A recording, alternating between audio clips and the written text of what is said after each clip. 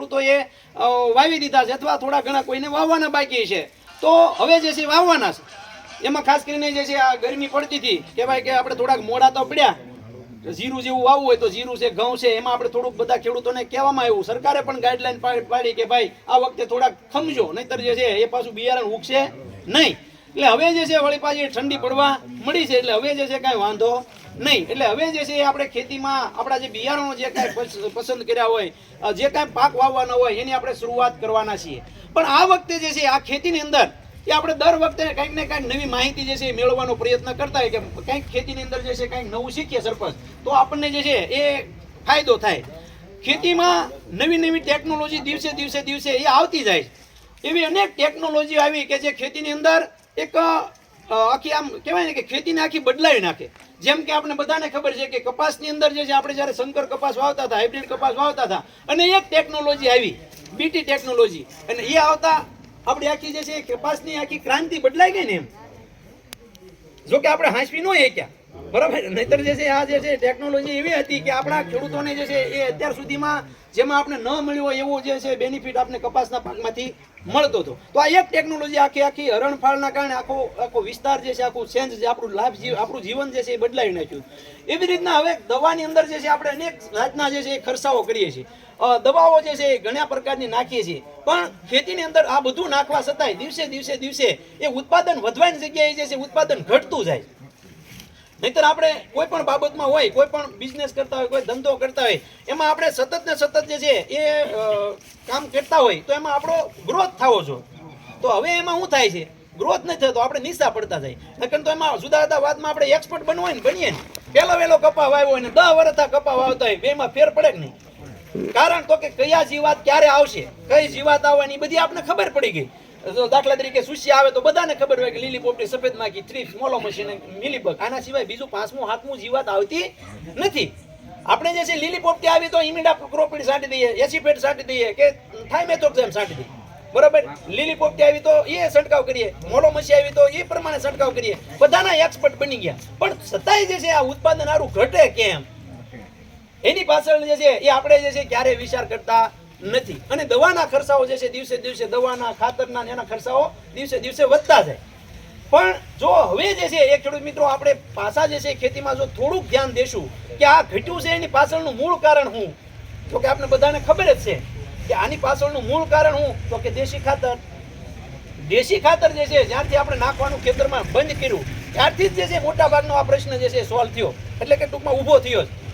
તો આ પ્રશ્ન જે છે એ ખાતર જે છે એ આપણે જમીનની અંદર આપણે બધાને ખબર છે કે આ ધરતી છે મારી માં છે, આમાંથી દરેક વસ્તુ મળે છે. મારી જીવનની તમામ વસ્તુ, મારા ખાવાથી માંડી અને મારું જીવન જરૂરિયાતની તમામ વસ્તુ, અરે પહેરવા હોનું પણ આમાંથી મળે, મારી ગાડી આંકવા પેટ્રોલ પણ આ જમીનમાંથી જ મળે, મારે ખાવા માટે તેલ પણ આમાંથી મળે, અને કપા પણ એમાંથી જ મળે, જેથી મારા વસ્ત્રો હું આવી રીતના ઓઢી શકું. આ બધી વસ્તુ મને આ જમીનમાંથી મળે છે. તો આપણે ક્યારેય એવો વિચાર કર્યો કે આ જમીનની અંદર જે છે એટલી બધી વસ્તુ શું હશે? એક દિવસના સમયે જે છે એ બધું જ જે છે જમીનમાંથી થતું હતું ને આજે દિવસે એટલો બધો ખર્ચો કરવા છતાં, એટલા બધા એક્સપર્ટ બનવા છતાં ઉત્પાદન વધે ને જગ્યાએ ઘટે કેમ? તો એની પાછળનું મૂળ કારણ જમીનની અંદર રહેલા સૂક્ષ્મ જીવાણુ. જમીનની અંદર રહેલા જે સૂક્ષ્મ જીવાણુઓ છે, આપણે જમીન જીવતી કહીએ છીએ ને કે એક જમીનનો ટુકડો લઈને એક નાનો આમ તો 1 ગ્રામનો, તો એમાં 1 કરોડ કરતાં વધારે સૂક્ષ્મ જીવાણુ હોય. તો હવે આપણે બધા રાસાયણિક ખાતર ને જંતુનાશક દવાઓ ને આ બધું જે હમણાં સાહેબે વાત કરી ને કે આ બધા જે છે એ આ દવાઓ ખાતરના આડેધડ ઉપયોગ કરવાના કારણે જે વેચ જવડા જે અળસિયા હતા ને એને મારી નાખ્યા. તો હવે આ સૂક્ષ્મ જીવાણુની શું ઓકાત હશે? એને આપણે શું રહેવા દીધા હશે ખરા? જે કરોડોમાં હતા એ આપણે લાખોમાં આવી ગયા, અને એના જ કારણે જે છે એ દિવસે આપણી જે છે ઉત્પાદન ક્ષમતા ઘટી ગઈ. ગમે એટલું દવાનો ખર્ચો કરીએ, ગમે એટલું ખાતર નાખીએ, પણ છોડ લઈ શકતું નથી. આપણને જેમ ડાયાબિટીસ થયો હોય, અને ડાયાબિટીસ વાળા માટે અહીંયા સાહેબની હમણાં પેંડાની આપશે, બરાબર. તો ડાયાબિટીસ વાળાને એમ થાય ખરું, હારા બધા ખાય છે ને લાય હું ખાવ, તો એ ખાય ન હોય કે આમ મનમાં એમ થાય કે હારો ખાય તો મરી જાય. એમ આપણે જે છે આ જમીનની અંદર જે છે આ બેક્ટેરિયાઓ મારી નાખ્યા, એટલે ડીએપી નાખો, ઉરિયા નાખો, પોટાશ નાખો, એસપી નાખો, બધું નાખો, પણ છોડ જે છે લઈ શકે નહીં. ડીએપી ઓલા આપણે ડાયાબિટીસ વાળા જેવું થયું કે પેંડો ખાઈ શકે નહીં, એમ છોડ જે છે આ ખાતર જે છે લઈ શકે નહીં.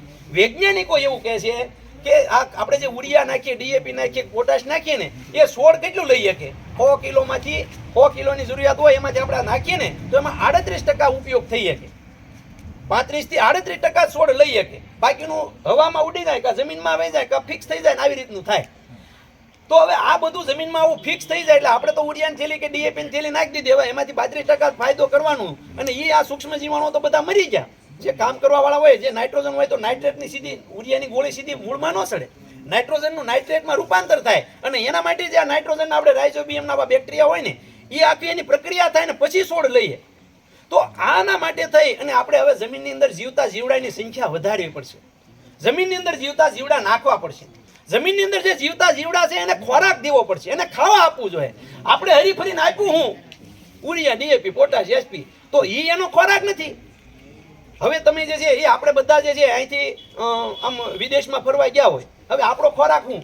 તો કે આપણે બધા શાકાહારી છીએ. હવે ન્યા ઓલા એ માછલાનું બોકડાનું આવું કાપીને આપણને આપ્યું હોય તો આપણા માટે શું છે? આપણા માટે તો નકામું છે ને. આપણે નોનવેજ નથી ખાતા એટલે આપણા માટે બધું નકામું. ગમે એટલું હાથ હોવાનું હોય છે, ગમે એટલી 700ની ડીશ હોય, 500ની ડીશ હોય, પણ આપણા માટે નકામું, આપણે ખાઈ શકતા નથી. એમ આ જમીનની અંદર જે સૂક્ષ્મ જીવાણુઓ છે એને આપણે આપીએ કેવું? તો કે નોનવેજ જેવું આપીએ છીએ. ઉરિયા આપી, ડીએપી આપી, પોટાશ આપી, એનો ખોરાક નથી. એને તો શાક, રોટલો, દાળ ભાત ને આવું ખાવું છે. તો એના માટે થઈ અને આપણા બેક્ટેરિયાઓ છે એને ખોરાકમાં આપણે જે દેશી ખાતર આપવું જોઈએ એ દેશી ખાતર આપણે બંધ કર્યું છે.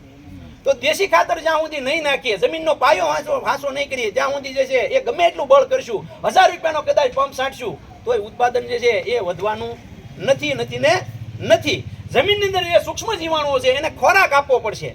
ખોરાક જે છે એ કયો? તો કે આ દેશી ખાતર. આ દેશી ખાતર જે છે એ જ આનો ખોરાક છે. હવે દેશી ખાતર નથી નાખો તો શું આપવું? તો કે જમીનની અંદર હાલો દેશી ખાતર આપણી પાસે નથી તો જમીનની અંદર જે કાંઈ આપણે વનસ્પતિઓ જે છે આપણે એટલા બધા ચોખ્ખા થઈ ગયા કે શેઢા પાળા ઉપર નિંદામણ ન રહેવા દઈએ. બરોબર? જે કાંઈ આપણે કપા બપા હોય એ બધું હળગાવી દઈએ, હાંઠી બાળી દઈએ, બોલો કપ ઓલો આપણે ઘઉં લઈએ તો એનું પરાળ બાળી દઈએ. પણ આપણે આ પાછું જમીનને પાછું આપીએ. જમીનની અંદર ઝાડવા આપણે બધાને ખબર છે કે આપણે હમણાં બધા પરિક્રમામાં ગયા છે, જંગલમાં ગયા છે, ત્યાં કોઈ ખાતર નાખવા ગયું, કોઈ દવા છાંટવા ગયું, છતાં જે છે એમાં બધું થાય છે ને, ફળઝાડ બધા પાકો હારા મારા થાય છે કે નહીં? એમાં જમીનની અંદર જે છે એ જો આપણે આવું પાછું એને આપીએ તો એને જે પોષક તત્વો જે હોય એ એને પાછા અડધા તો અડધા મળે તો ખરા, પણ આપણે તો હળગાઈ દઈએ એટલે ત્યાં કાંઈ ન મળે. એટલે એક તો એ હોય એને મારી નાખીએ અને ઉપરથી કાંઈ આપી નહીં, એટલે દિવસે દિવસે ઉત્પાદન આપણું ઘટે છે. તો આ સૂક્ષ્મ જીવાણુની સંખ્યા વધારવા માટે મિત્રો આપણે શું કરવું પડશે? તો કે સૂક્ષ્મ જીવાણુ માટે મિત્રો ખોરાક માટે બજારમાં જે છે મળતા એ બેક્ટેરિયાઓ જે છે, ટાઇકોડર્મા છે, બેવરિયા છે, સુડોમોનાસ છે, મેટારેઝમ છે, આ બેસિલિસ thuringiensis છે, એનપીકેના બેક્ટેરિયાઓ છે, માઇકોરાઇઝા છે, આ તમામ બેક્ટેરિયાઓ જે છે એ ગમે ત્યાંથી મળે ને ત્યાંથી જે છે જમીનમાં તમે નાખો. અરે આ બેક્ટેરિયાઓ જે છે જમીનમાં જે છે જો તમે નાખશો ને તો જમીનની અંદર જે છે આ જમીન છે એ પાછી જીવતી થાય, એને ખોરાક જે છે એ પાછો પૂરો પાડશે.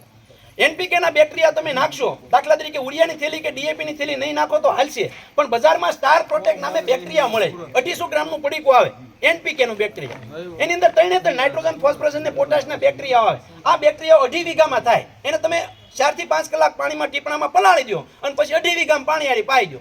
તો આ તમે નાખશો તો જમીનમાં જે તમારું ડીએપી નાખશો, પોટાશ નાખશો કે ઉરિયા નાખશો એ એનો કાર્યક્ષમ ઉપયોગ થાય. જે આપણે 35% કહીએ છીએ ને એ 85% જેવો એનો લાભ જે છે એ છોડને મળશે.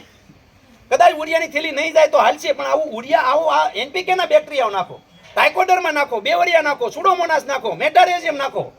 આપણે બધાને ખબર છે કે હમણાં જ જીરાનો પાક કરશું કે સણિયાનો પાક કરશું કે મારે તો જાંબલી કલરના થવા માંડ્યા, જાંબલી કલરના થવા માંડ્યા. પણ હવે જાંબલી કલરના થાય નહીં તો થાય હું કે ફોસ્ફરસની ઉણપ પડતા છે, ડીએપી નાખીએ છોડ લેતો નથી, પોટાશ નાખીએ, મેગ્નેશિયમ નાખીએ છોડ લેતું નથી. તો એના માટે થઈ અને તમે જે છે એ બજારમાં એક આ જે બેક્ટેરિયાઓ જેની વાત કરી તો એ બેક્ટેરિયાઓ તમે નાખો. આ સિવાય જે છે એ સેન્દ્રીય કાર્બન બજારમાં ખૂબ મોટા પ્રમાણમાં એ સેન્દ્રીય કાર્બનનું અત્યારે વેચાણ થાય છે, ઓર્ગેનિક કાર્બન જેને કહીએ છીએ. પણ બહુ મોંઘું હોય એવું બહુ ખરીદવું નહીં, પણ જે ખેડૂતોના હિતમાં જો કાંઈ કામ કરતી એવી કંપની હોય તો એનું જે છે લેવાનું, પહેલા અખતરો કરવાનો. બધા કે એટલે હું કહું તોય તમારે નાખવાનું નહીં, પણ આપણા ખેતરમાં જે છે આપણા ખેતરના વૈજ્ઞાનિક આપણે પોતે છીએ. તો પહેલા 10 વીઘાનું કરતા હોય તો 2 વીઘામાં વાપરવાનું, તમને એમાં રિઝલ્ટ દેખાય ને આનું સારું રિઝલ્ટ છે તો તમારે આગળ વધવાનું. તો એના માટે હ્યુમિક સ્ટેન્ડ કરીને જે છે 1 કિલોનું પડીકું આવે, ઓર્ગેનિક કાર્બન જેને સેન્દ્રીય કાર્બન કહેવામાં આવે છે. આ 1 કિલોનું પડીકું 2.5 વીઘામાં થાય. જમીનમાં તમે આપશો એટલે આ જે જીવતા જીવડા છે એનો એ ખોરાક બનશે, એને જે છે એ પોષણ આપવાનું કામ કરશે, એની સંખ્યા વધારશે. અને એકવાર જમીનની અંદર આપો એટલે જમીનમાં જે અલભ્ય પોષક તત્વો જે પડ્યા છે, જે 17 પોષક તત્વો છોડને લઈએ કે પોષણની અંદર ફેરવશે, તો એ 450 રૂપિયાનું પડીકું આવે. તો એ 450 નું પડીકું જે છે 2.5 વીઘામાં તમે નાખો તો કાં જે છે આ બેક્ટેરિયા નાખો ને કાં આવડું આ નાખો તો એનાથી ફાયદો થશે. હાલો તમારે એ કાંઈ નથી કરવું, એવા બેક્ટેરિયાનો ખર્ચો નથી કરવો, તો તમે જીવામૃત બનાવો.